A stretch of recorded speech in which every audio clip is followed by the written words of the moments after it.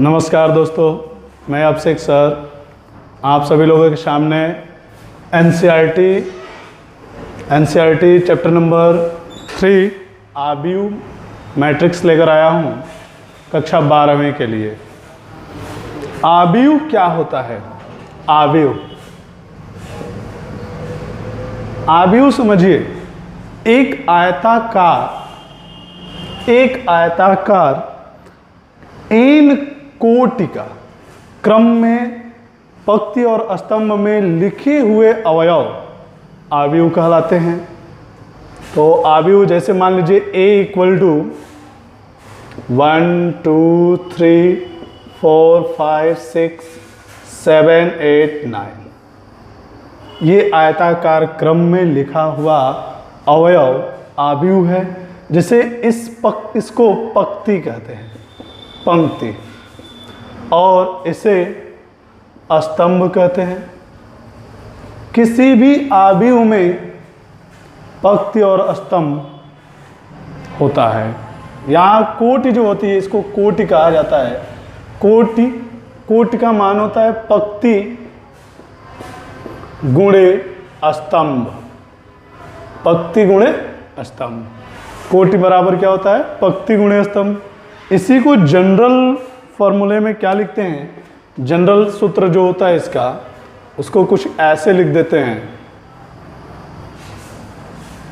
General जो सूत्र होता है, मान लीजिए A = A11 A12 A13 A14 A1n, A21 A22 A23 A2 ...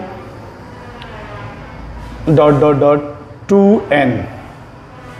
इसी प्रकार ऐसे आते जाएंगे AN1 AN2 AN3 ...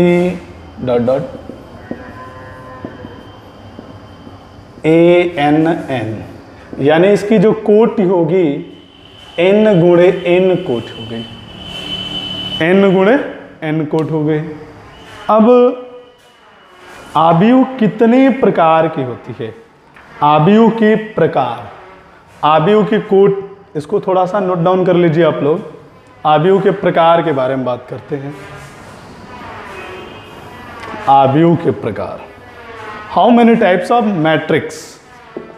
how many types of matrix? आव्यूह के प्रकार।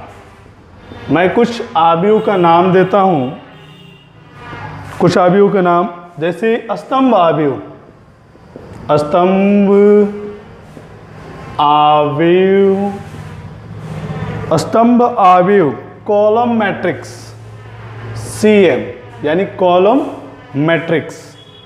उसके बाद से पंक्ति आव्यूह,